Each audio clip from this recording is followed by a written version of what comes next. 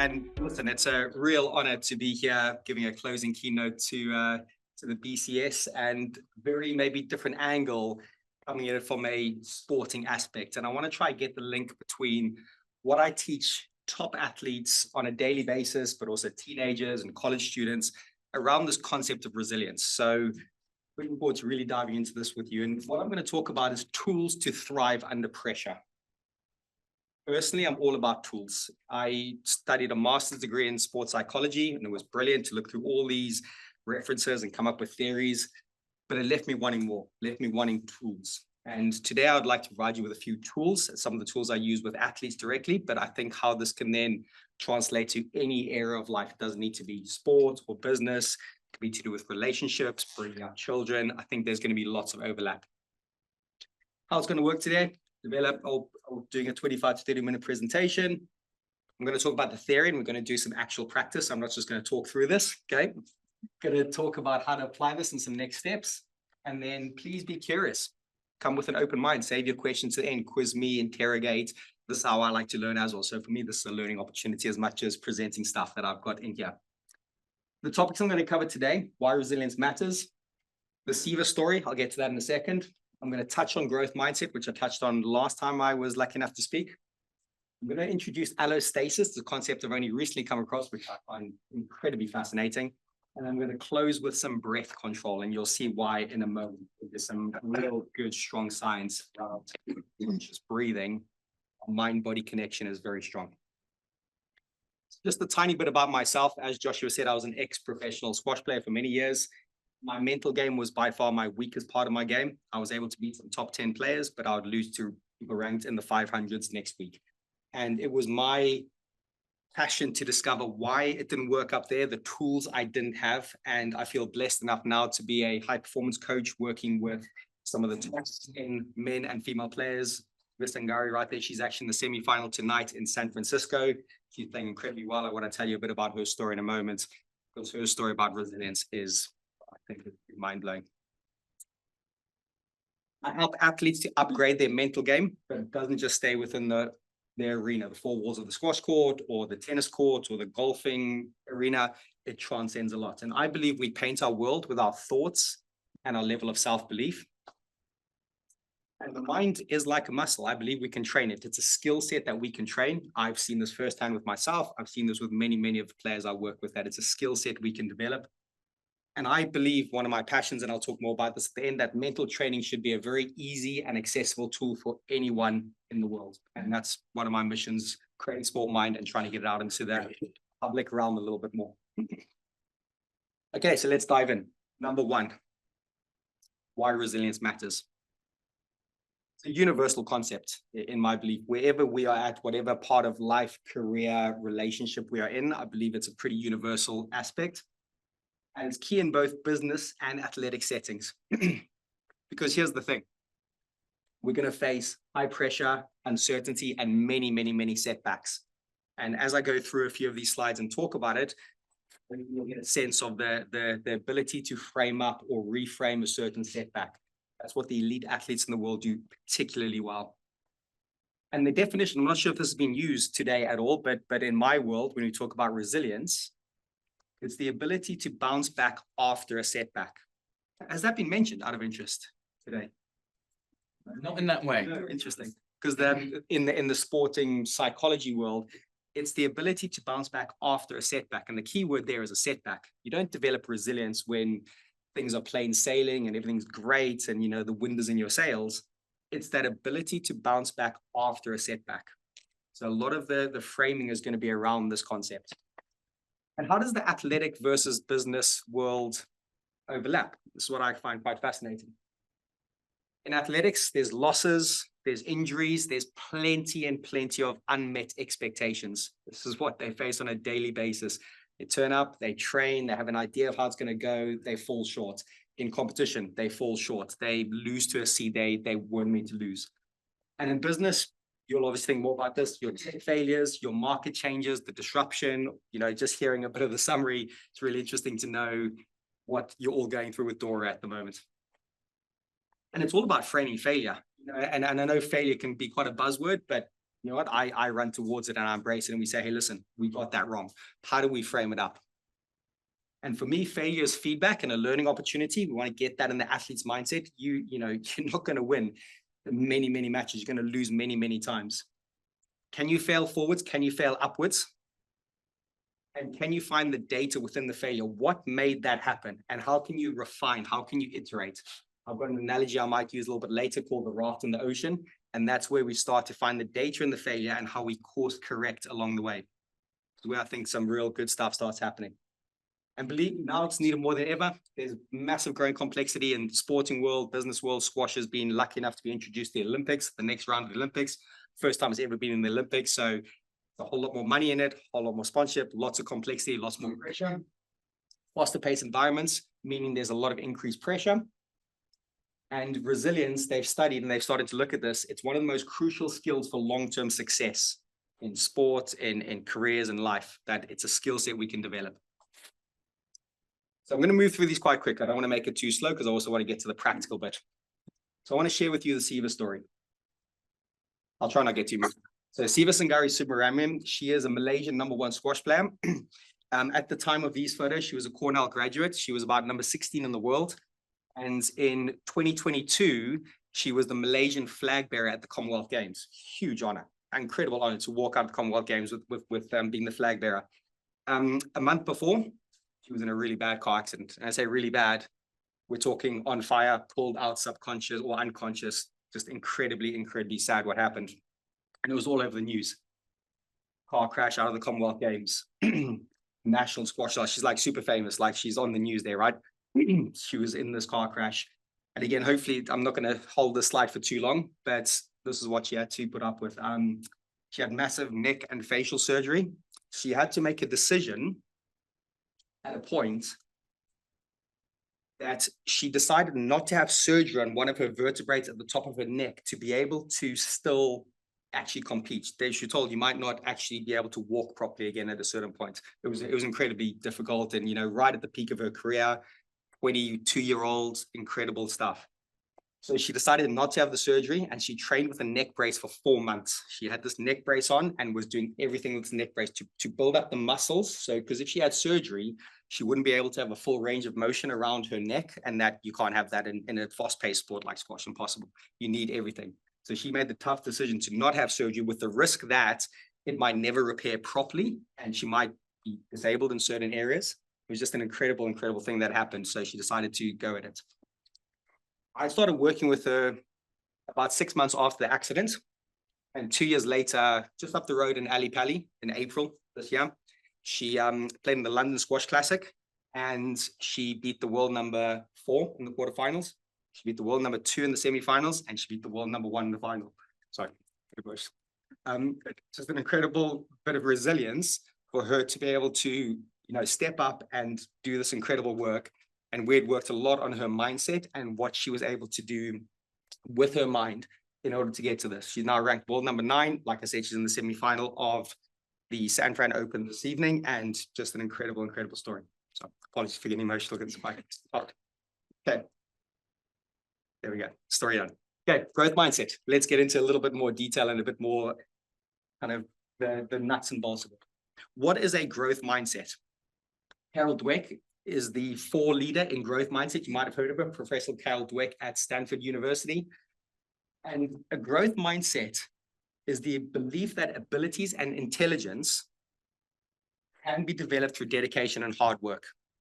I'm going to get a bit more detail what this is because it's a very powerful concept, and I introduce this very early to people on their journey if they're trying to work on their mind and get better on the mental side. Like I said, it's like a muscle, and it gets stronger with practice. And here's the thing.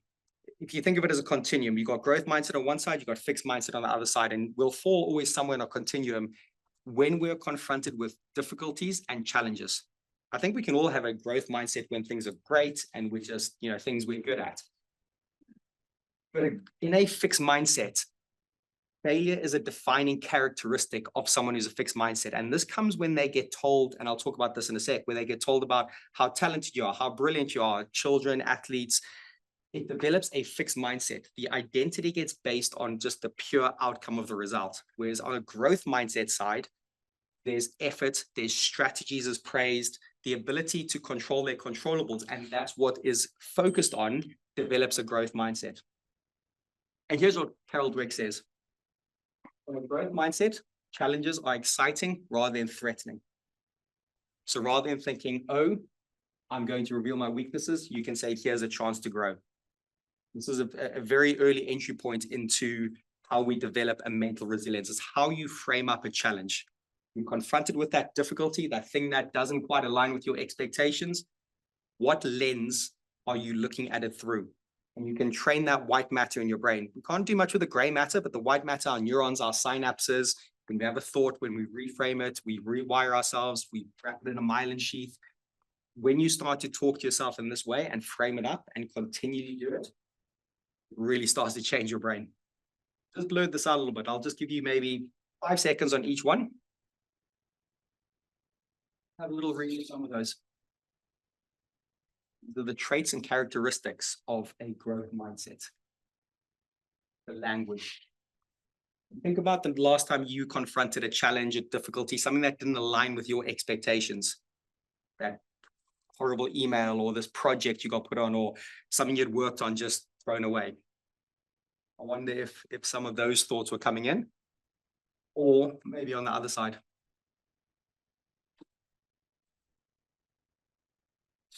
My abilities are unchanging. When I'm frustrated, I give up. It's quite interesting. This is, again, all the words that Carol Dweck has researched and studied over about 40 years at Stanford. She's repeated multiple tests on this. And this is the type of language and the framing up.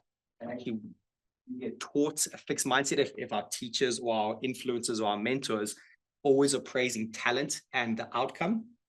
But if the effort, the strategy, and the thing that you control is praised, we start to develop more of a growth mindset. We can't rely on someone else to do it. That's why I try to get people to work on it themselves. Okay, some practical application of growth mindset. This is how I think you want to start to apply it. Reframe the challenge. Always about looking at it. How do we reframe it? I'm going to get very practical in the fifth thing. Then you'll see what I mean in a sec. Yet and get are two powerful words. I'm not there yet. When you add the word yet to the end of a sentence, it shows you're on a journey. You're on a part of discovery. And she even found in inner city schools in Chicago, when teachers graded it with a not yet rather than a fail, it gave the children much more of a resilient growth mindset. Get is an interesting word. Oh, I have to do this project. I have to take the garbage out. Well, I get to do this project. I get to play this competitive match. I get to take the garbage out. I think it's pretty lucky that we get to take garbage out in the first world. Like, think about the amount of people that live in garbage. That, it's quite interesting when you reframe that, because a lot of the haves, I was looking for the have in my language. Oh, I have to do this. Do you really have to do this? I have to win this match. You don't have to win this match. You get the chance to go win this match. A very different little mindset shift. Have is pressure. That's like, it's an ultimatum. Not always that, but if you get to do it, you can reframe it quite quickly. Like I said, reward and praise effort over talent. This is how the top athletes, LeBron James, Federer, Nadal, who's just retired, they've very much been looking at their effort on things.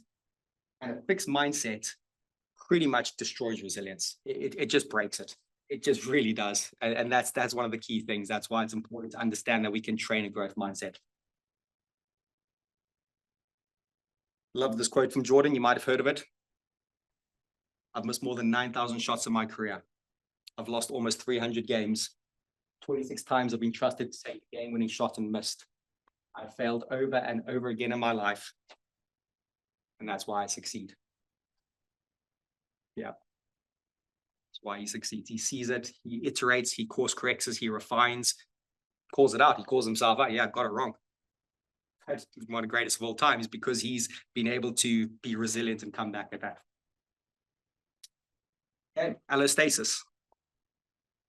Have any of you heard of allostasis? It's quite it really kind of spoke to. We've all heard of homeostasis. This is what's interesting. Very quick, homeostasis is order, disorder, return to order, order, disorder, order. Allostasis is order, disorder, reorder. And you'll see why this is, for me, a very interesting concept that we can get into our mind. Homeostasis is the traditional idea that the body and the mind strive for a fixed state of balance. Whereas allostasis is adaptable. It's about managing stability through change. It's using the change, it's using the difficulty or the thing that's not quite aligned to your expectations as the thing that will move you to your reorder. Why would you want to return to order? Order, disorder, order. You're just returning to the similar version of yourself. You're fighting hard to go back to where you were. But this concept of allostasis is this reorder, this upgraded version of ourselves. And that's why I love talking about this mindset or teaching people versions of this and how they see these challenges. This is how that growth cycle works with allostasis. There's order, structured and predictable phases in our lives. We get given the disorder. Something disrupts that order. You can probably think of all examples of this. Personal things, professional things, physical things. There's this disorder. And the reorder is moving into a state of adaptation and learning that incorporates the lessons from the disruption. That's what I love about allostasis. You're taking the disruption. You don't have to like it. This is the whole thing. You don't need to love it, but you can reframe it. And if when you come through it, you will be a different version of yourself. Quite interesting, that homeostasis versus allostasis. Even Google it. It's quite interesting when you Google it. It really opens up some interesting stuff. A guy called Brad Stulberg, I read a lot of his books, very much in the psychology field. Yeah, he's really championing this allostasis type idea, like Carol Dweck, growth mindset. Brad Stulberg is very allostasis, similar overlap, but just a slight little reframe. I like the reorder at the end. And the practical takeaways from allostasis. I'll have a summary slide at the end because I know there's a lot of information already. You can, well, athletes start to predict and adapt. You prepare for tough conditions. You can prepare mentally for setbacks and change. Change is the norm. That's the thing to get. It's like, let's not think life and normality is, no, change is the norm. Change is the thing that happens all the time. Stoics, I'm very big into Stoic philosophy. Marcus Aurelius used to do premeditata malorum, anticipate the hardships of things coming. It's also called negative visualization. It helps our psychological immune system where you predict the thing that's going to happen. You don't have to like it, but then you're actually reframing it, how you're going to use that. I've got very specific examples that the pros use. Disorder is the challenge. Can you reframe disruptions and lead to that reordering? It gives you become a more resilient and robust system. By the way, allostasis is starting to be integrated into corporations and companies now. They talk a lot about how it's a system approach, not just an individual approach. I quite like this allostasis part of things. And here's the big takeaway, I think. For me, this is relatively new in my teachings. I'm glad I can talk about this today because I've learned about probably the last year, rugged flexibility. Think of it as a continuum. On one side, you've got ruggedness. Other side, you've got flexibility. A lot of the Western world don't think in this, what's called non-dual thinking. They think you either need to be purely rugged, like dog it out, just keep going no matter what, wake up at 5 a.m., this, or you're flexible. I need to chill. I need to have a bit of self-love. I need to calm and I can't do this. And often I think a lot of people operate at two extremes. And what it is, it's rugged and flexible. It's not rugged or flexible. Think about being rugged and flexible. And there's many examples of athletes that have to be that's thinking on your feet, being rugged at certain points, dogging it out, whether that's in an individual rally or moment, whether the flexibility is like, hey, you've got to balance these. When can you stand firm? And when do you pivot and adapt? When do you be dogmatic with your approach and philosophy? When do you be a bit more open-minded to go, there's maybe a new way of doing it? And I quite like that continuum. That's what a lot of athletes do really well. Okay, right, last little bit. So I'm going to get into this is where we get a bit practical. I work with a company called Oxygen Advantage, run by Patrick McHugh, an incredible industry titan for conscious breathing and breath work. Unbelievable stuff what he does. We have to take our exams. We have to, every year, we have to update ourselves. Very, very strong stuff here. And I'm going to play a little clip with you, 90 seconds. Let's listen to what Djokovic says. I love how he interrupts the interview at the beginning and then something he says to it. Hopefully the sound works.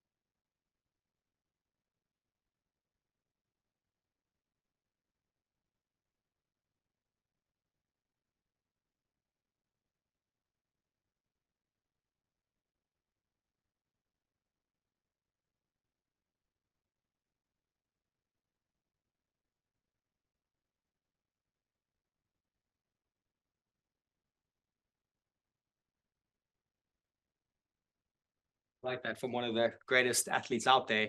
We're human. We are going to have doubts and fears. We are not going to feel positive. We don't have to be positive the whole time. And that's why I think a lot of athletes like some of my coaching, because they've met other psychologists like, yeah, we got to find the positive in anything. No, you don't need to. How can you find the growth? How can you find the iterations and the course corrections and the refinements and the data? That for me is more interesting. And I like that he says that as well, and uses conscious breathing as a big part of it. We're all gonna practice something in a moment. Athletes I work with use this a lot. Okay, so these are some of the quick benefits. Stimulates the vagus nerve. It's key to calming your body's stress response. So now this is like when we need to get practical. First responders, fighter pilots, they have a very good stress response. Vagus nerve is right up here, right at the top of your spine, base of your skull, little nerve. When you breathe like the method I'm going to show you in a moment, you actually vibrate your vagus nerve, gives it a vagal tone, means it makes it a bit stronger. If you've got a well-developed vagus nerve, your ability to respond to stress is a lot higher.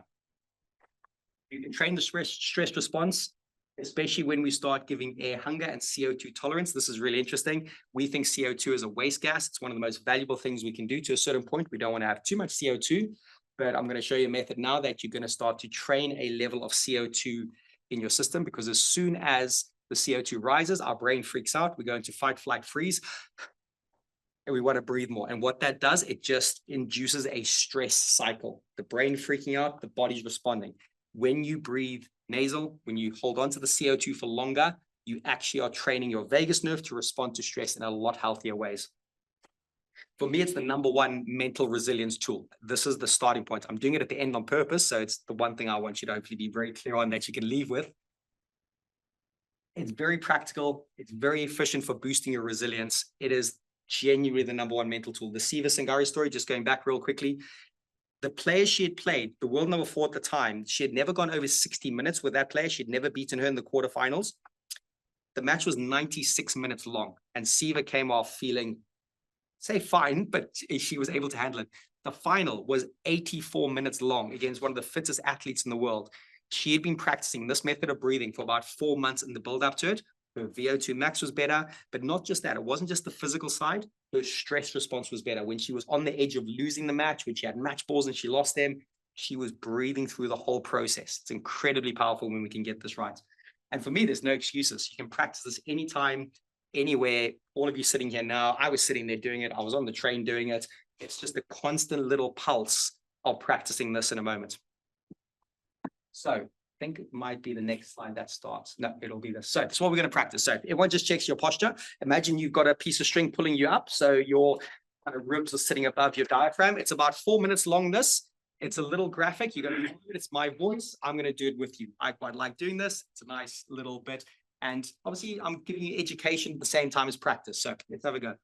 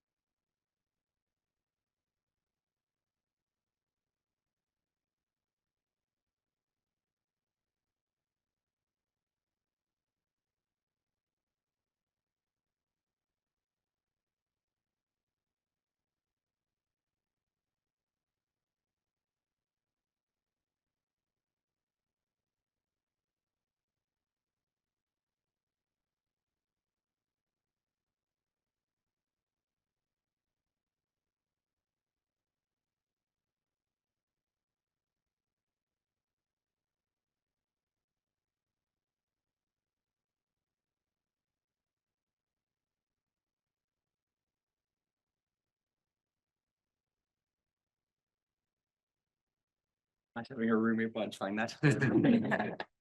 Take a second, notice how you feel. Sensations do you have? Some side effects, warmer hands. I'm not sweating, but like I definitely feel warm in the extremities. Air hunger, hopefully you felt some air hunger. Did you feel that desire to breathe bigger? We got to, in simple terms, in the Western world, with the pace of life we live in, we are incredibly bad at holding on to the CO2 for longer. We need to build up the tolerance for our CO2, and we need to reduce our sensitivity. CO2 is an incredible gas, excuse me, that opens the airways a lot more. The gas exchange is a lot better, delivers 9% more blood to the brain, so you're more focused, you're calmer. It stimulates that vagus nerve, like I said, delivers blood to the extremities of the muscles. That's why hands feel a little bit warmer, that the CO2 has got these incredible properties. Excuse me, really simple, powerful stuff there. Okay, summary and recap. With a little bonus thing coming up in a second. So number one, the 5 topics I covered today. For me, and hopefully we all get this, resilience is key to thriving in challenging high-pressure environments. All of these are going to be on a final slide that I can send you, and you can send out if you wanted to. But 2, the see the story, a powerful example of bouncing back, you know, and worked on the breathing, worked on the mindset, worked on a visualization for months and months and months and months. She was angry, upset, victim mentality. So some real good examples of resilience and bouncing back. The growth mindset is embracing failure as opportunities for growth and improvement. Can you see them as opportunities? Yes, they're going to suck. Yes, you're not going to feel great going through them, but can you frame them up in a certain way? Allostasis, when you balance the strength and adaptability to thrive in disorder. Rugged, flexibility, that's the term. Can you be rugged? Can you be flexible during that disorder and that chaos, possibly? And for me, the most practical thing I can leave you with today is train your stress response. Train it. It's honestly like your sleep improves. You practice about 2 minutes of this before you go to bed. You actually get super comfortable with the CO2. You never really like it, but you really reduce your sensitivity to it. Here's a little bonus thing. I only added this just before I came. So this is what the athletes use right in the thick of battle. So say things have gone like crazy, right? They're breathing heavy. This might be some examples you might feel at certain points when you just feel like, wow, this is tough. Andrew Huberman, who a lot of us probably know now, this is a great little clip that he had on Tim Ferriss' show. Let me play it, and then we might all just do a little practice together.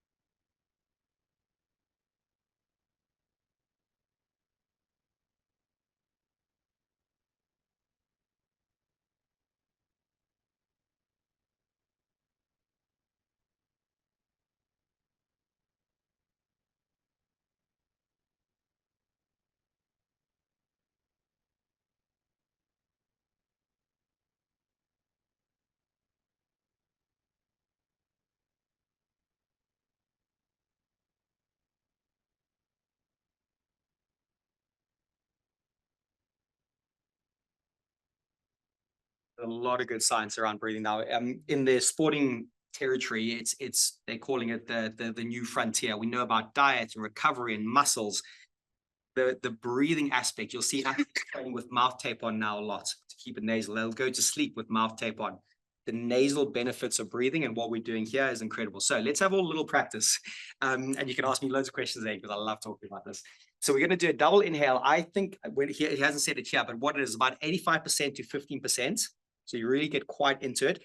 And then when you exhale, wants to be a slow, exaggerated one. You can go through your nose, your mouth. What's quite common is what's called pursed lips. So you purse your lips. It's almost like you're trying to get a candle flame to flicker, but not blow it out. That's the best way because, you know, a lot of times when we're under stress, we're going to be hyperventilating in and out. We're going to blow lots of candle flames out.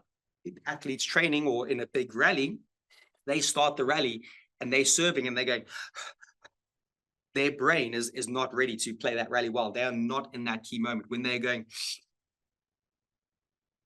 and get ready. So everyone go out, out, out, out, out, and go in. 85, go in. 15, and then whisper, whisper, whisper, whisper, long out, long out, long out. 3, 2, 1, go again. In, go, out, out, out, out, out. We'll do 2 more rounds, long, whisper it out. Ready, set, go. In, and whisper, whisper, whisper, gentle, don't blow the candle flame out. 3, 2, 1, one more. Go in, double. Good, and out, out, out, out, out, long. 3, 2, 1. Good. When you do that, that slows your heart rate down. It might initially spike your heart rate when you're not used to this, by the way, and you're not practicing it. But when you can get this, it reduces your stress response massively. Incredibly powerful. I call this emergency breathing. I actually want my athletes to do this right at the end. Keep it nasal, keep it lighter, keep the CO2 a little bit more. But when things are super stressed and when things are like, wow, I'm struggling here, it's the best thing you can do. Last little clip, up for debate. I'd love to, part of the Q&A that I'm going to talk about in a second is maybe this. If I say the name Jensen Huang, I'm sure you all know who that man is, NVIDIA CEO. And this is a speech, maybe not, all right, okay. This is a speech he gave at Stanford recently to tech people. And so I thought it's really cool. I actually use this with my athletes quite a lot. And I'd love to hear thoughts on this.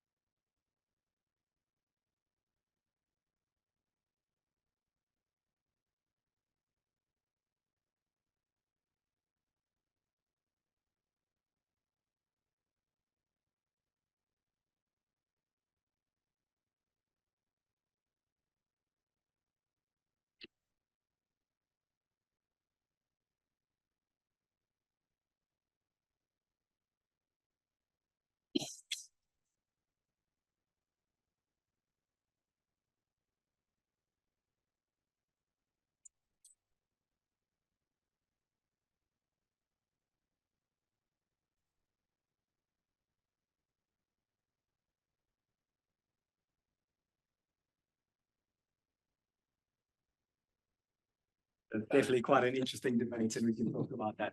So just as a final thing, this is the slide I'm going to send Richard. Those are the 5 topics I covered today. If anyone's interested, on Instagram, sportmind_io. Lots of little daily tips and ideas and thoughts and news articles. If you want to join my newsletter, I send out a Monday story with a little bit of a tip in there. Feel free to scan that. I get some good feedback. I talked about my my David Beckham mohawk with pink tips back in the day. Can you believe it? So that was my one on Monday. You missed a good one then. Unsubscribe at any time. That's it's little stories with like mindset tips in there as well. Thinking about how do we get through that. I'm doing a lot more of these talks now, so feel free if you have like 30 seconds. There's a little testimonial app I use. It'd be lovely to just get a one-liner if you enjoyed this. Genuinely love talking about the athlete's mindset in a more of a corporate world and setting. So I would really appreciate any one-liner. And the slide's gonna look like that. I'm gonna say it to Richard.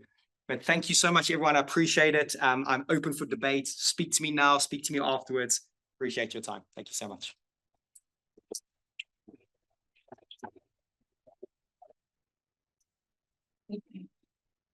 One quick question that was really interesting to me. That breathing technique, well, I was taught by my GP many years ago because I was asthmatic, almost identical to that. So when you were going through them, it was just like that was quite normal processes for me when I feel like my chest getting tight and things like that. There was that couple of slight differences. One was when you get that really long, deep breath in after you've done it a few times, was to completely empty your lungs to get it to that point where I completely breathe out, so I can't breathe out anymore, and then take that next deep breath in. And that for me is an amazing feel, because it's suddenly like where you've gone from a really tight chest, it just goes boom and opens up. It's incredible. On that, Buteyko in the 80s, Russian doctor in the early 80s, he is the one who discovered this light, gentle breathing to start to actually build up the CO2. So Oxygen Advantage, who Patrick McEwen now is the industry leader, he's trained in the Buteyko method, which is pretty much what we did there. And it's really interesting that we get told to take a big breath. That's actually not quite right. When we kind of, it's like no, we're actually flooding ourselves with too much oxygen. When we're going to get rid of it too quickly, the brain sees that and goes into the little bit of fight, flight, freeze mode. It's really interesting. It's connected to our amygdala. It's connected to our fear center in our brain, that when we are actually taking on sometimes too much oxygen and we're not getting more comfortable with the CO2, it's a fine balance here with obviously asthma as well. It's a really interesting debate. One very quick side note story. A lady called Alexia Klonda, she became a world master squash champion at 12 years old. She said, you're not probably going to live to 30. Your asthma is so bad. You cannot play squash anyway. And this was in the 80s. She discovered Buteyko. She now teaches it. She's like in her 70s now. It's incredible. And it's all about the lightness of breathing. And hers was chronic. It was like almost like cystic fibrosis on her lungs. And she is now like a world master squash champion, one of the fittest ladies out there in her 70s. And her story is all about conscious breathing. It's one of the gameplays. On last little side note, a lot more doctors are prescribing breathing before the medication now. It is literally, it's the number one thing. If you can get this right for your mental health, for your physical health, for your mindset, it is literally the number one tool. And so I'm so excited to keep talking and teaching it. So thank you. So it's also like meditation, isn't it? I mean, I was taught controlled breathing, one arm in, two arms out, for meditation. Yeah. And so this is the nice thing. When I speak to a lot of athletes and I say, hey, listen, I'm big into mindfulness. I practice it all the time. When you introduce mindfulness or meditation, a lot of people step back. Oh, no, I don't like that's a little bit out there. And it's like, you know what? I tricked them with breathing. If I wanted, I literally go, hey, well, here's all the science and this is all the cool things and amygdala and like, brilliant, let's do this. And they get into it. And actually what you're doing is you're practicing mindfulness. You're centering yourself, you're grounding yourself. But I think it's such an easy entry point for the Western world, the breathing side of things. So yeah, it's very, very interesting point. Yes. I'm super interested in how you develop the growth mindset. So like I was thinking of there's some research basically within the last year that's showing whether you can train effort willingness, and whether you by actually rewarding effort and not performance, which is similar to what you're saying about effort rather than talent. I wonder if that's sort of a short-term version, and if you continue to reward that effort, right? So they'll have two conditions. They'll pay people based on how well they did, or they'll pay them based on whether they chose to do the hard condition. Sure. And then they find that in unrelated trials, it's the people they paid for the effort that actually try harder in those second conditions.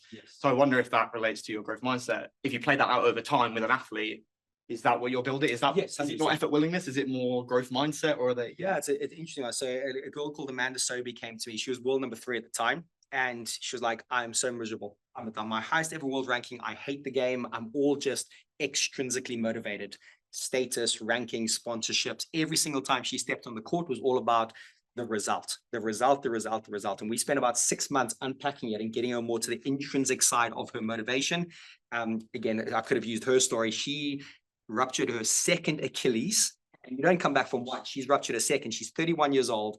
She is in the she got to the quarterfinals of the same tournament in San Fran. She's wanting to play the Olympics in 4 years' time. She's 32 now. She has got incredible resilience. And we had to spend 6 months taking her away from an outcome-facing life because it was miserable, it wasn't loving it, way more to the, like what effort did you put in today? Did you grow by 1%? What did you control on that court? How were you able to play with a winning mindset, but actually park that and trust in your process? So much about this is process driven. Yeah. So I think it's constant conversations with people around you. It's your internal dialogue. How do you reframe a situation? Yet and get are those two words I talk a lot about. Oh, I didn't win that tournament yet. I didn't get that result yet. Just hold my beer. I'm on my way. I'm going to get this. I'm going to figure this out. Or I get to put myself in a tough training session. I get to challenge my skill set. I get to go into those things. But yeah, so the reward would be very much more process, effort, strategies rather than outcomes. And I think obviously in the world we live in, outcomes are rewarded and lauded, and what status you are and how many letters you have next to your name and all this. We can't ignore that. But I think then your internal dialogue needs to shift a little bit more to the intrinsic motivation, that internal fire and drive, doing it for the right reasons.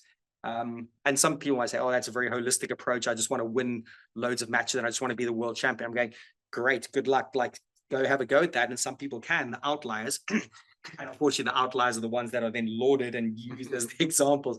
Quick little side note, the Tiger and Roger story. I don't know if you've heard about this. Obviously, Tiger Woods, Roger Federer. Tiger Woods, 2 years old, playing golf on the Bob Hope show at 8, playing these shots, like obsession with the sport, like pure obsession, and obviously did incredibly well and, you know, did what he did. Roger Federer only specialized in tennis at about 14 or 15. He was playing a lot of tennis, but he was playing squash, he was playing skateboarding, he was with his mates, he just did loads of other sports. He talks a lot about this, Roger Federer.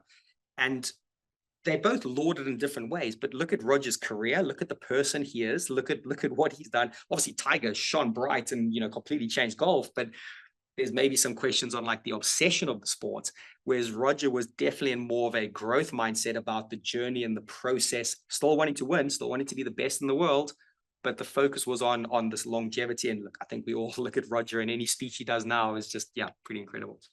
Yes, question over there. It's been great not talking about business for for taking it back, but most of your examples are around individual performers. How do you incorporate that into a team where you're talking about people with perhaps at different points in that journey, different points in terms of their buy-in into that? A tough one. And again, this is part of my development that I'm trying to learn. I suppose it's got to filter down, doesn't it? And this is more of a debate than a question. Like, how are the people above, like the bosses or the CEOs or the individuals, instilling that culture in the teams or in the businesses? Obviously, there's going to be things outside of your control versus things inside of your control. And this might answer your question. The little analogy I use: imagine your life and your situation. You're like a raft in the ocean. You're sitting in your own raft in the ocean. All the things outside the raft, the external forces, you do not control those. And you've got to be quite diligent with what you don't control. And if your mind gets fixated on the things you don't control, you're gonna spin yourself into a loop. There's a lot of anxiety builds up there. What's in your raft is your map, your compass, your sail, your oars. You got to get to port. How well are you focusing on steering your ship and your raft through storms and troubles and difficulties to get to port? If it's plain sailing, great. Like, your raft will go pretty quick and you can get behind that. It's the whole idea of like, what do you control from what you don't control? Separate those two things out to start. Then how do you double down on the things you do control? And how do you try willingly let go of the things you don't control? How do you even use the uncontrollables to sail your raft more skillfully?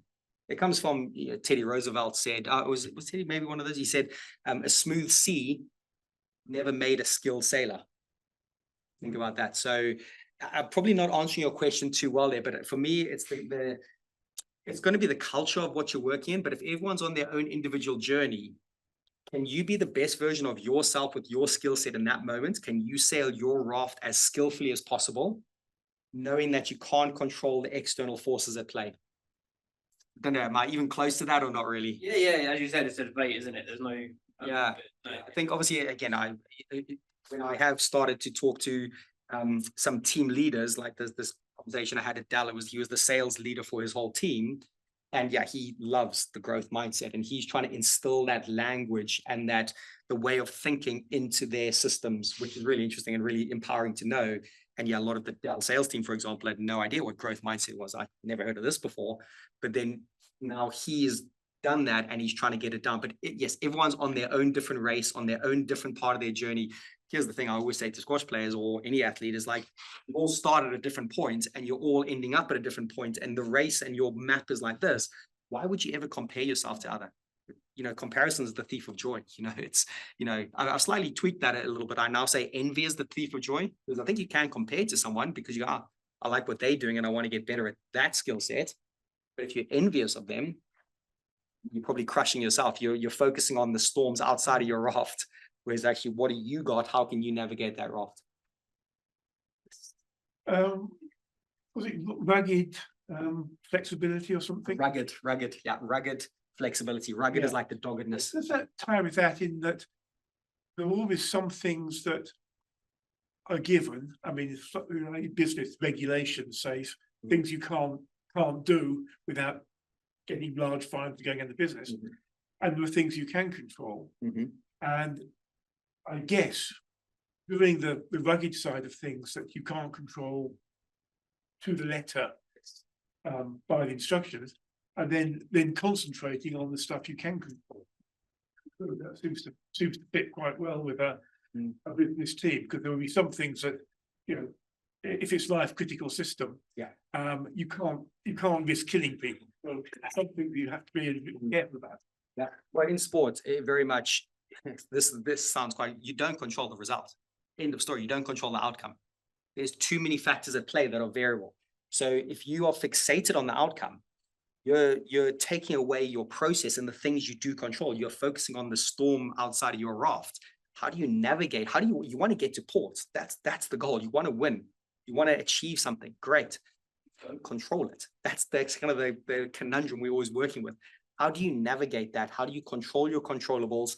How do you let go of those uncontrollables? And not let go with a bad attitude. Is like, hey, like, you know, it's a whole talk on acceptance I could give, because acceptance and commitment therapy is a beautiful thing where you have to accept certain things and then you take action based on those things that you have to accept. And those are things outside of your control. There was I think this is interesting from a political point of view as well, in the sense of one of the most challenging things in any organization is navigating the politics. And so often the politics drives things that are out of our control, but they feel like they should be in our control. So there's an incredible amount of frustration there. So I think actually what you just said about acceptance and then taken action. taking action is actually probably the perfect talker if Well, you're a political organization. I'll give you a very quick, I know I probably all want to leave and you're sick of hearing from me. ABC loop. This for me is one of the most powerful things that I think athletes, so A stands for accept. So in the moment, you accept where you are, the score, the conditions. I'm feeling really negative. B stands for breathe, conscious breathing, center yourself. C stands for courageous action. Take courage in the next action. Decide what that clarity of the next action is. Don't wait to be confident to do it. Take courage in doing it. Know if it's the right action, you do it. And you loop that again and again. 5 seconds in between in a game. You accept, okay, the score sucks. I'm on the edge of losing. We breathe through it, and then we take a courageous action. That's how I would try to do it. It's a little method I've come up with that seems like it work. ABC to remember. That matches to a training course I did once, which is very IT oriented. It's a thing called Scrum. Okay. And this lady said, number one skill you need is courage. And all the way through the course, people had like, okay, so you give me an example of when a CEO walks in and disrupts stuff and you go up to him and you say, this is not helpful. Yeah, We yeah. have agreed this is, go over there. And they're like, well, what if the CEO fired you?